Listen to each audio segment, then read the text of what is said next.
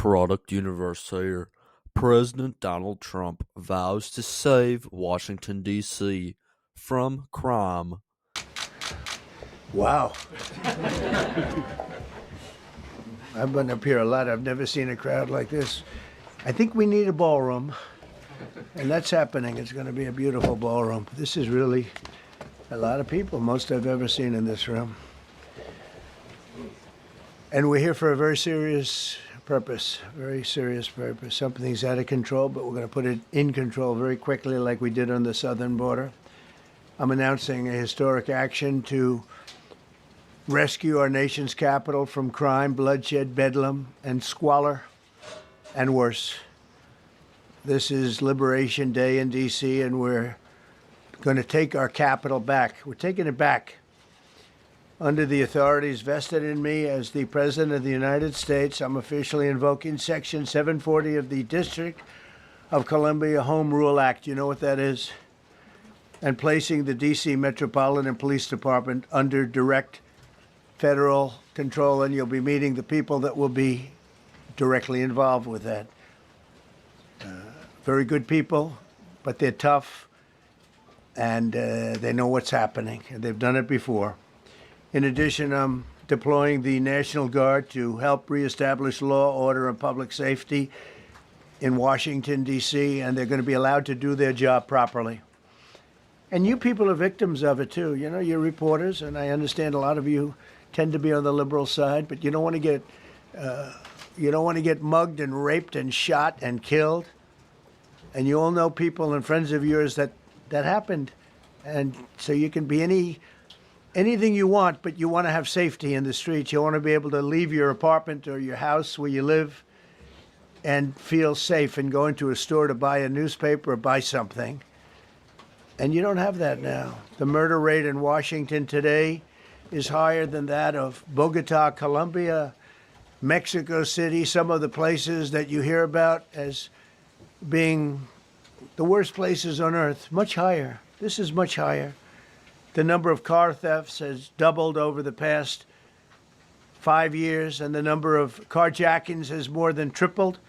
Murders in 2023 reached the highest rate probably ever. They say 25 years, but they don't know what that means because it just goes back 25 years. Can't be worse. Our capital city has been overtaken by violent gangs and bloodthirsty criminals, roving mobs of wild youth, drugged out maniacs and homeless people. And we're not going to let it happen anymore. We're not going to take it. Just like we did on our southern border. Nobody comes through our southern border anymore. 3 months in a row, we had zero. I don't know if that's right, but the people that do the work, it's a very liberal group of people, actually, and they actually said zero for the last 3 months. Nobody thought a thing like that was possible. And, when you take a look at numbers, I just saw some charts. These are different cities throughout the world. Red is, okay, the red is a place called Washington, D.C. Look at these. Baghdad we doubled up on Baghdad. Panama City, Brasilia, San Jose, Costa Rica, Bogota, Colombia, heavy drugs.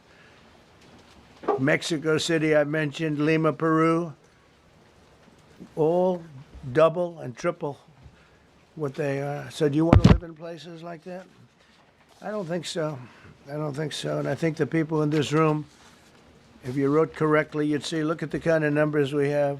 D.C., 41 per 100,000, number one that we can find anywhere in the world. Other cities are pretty bad, but they're not as bad as that. Is that where you want to live? The reporters of the world? Juvenile offenders and crimes against persons, as they say. It's getting worse. Not getting better, it's getting worse. And we had a recent indication. There was a story about a man who was just left. He quit because he was asked to do phony numbers on crime. And we're going to look into that. I think Pam is going to be looking into that. But he was asked by the city, I guess, that We don't want to show the real numbers. Let me do numbers so it looks like it's going down. Not going down. And under Biden, it was a disaster. And nobody did anything about it. We're going to do things about it like you wouldn't believe. President Trump wants to save Washington, D.C. from crime once and for all. He has vowed to do so because America's capital should not be the crime capital of the world or even close to being in the conversation of being the crime capital of the world.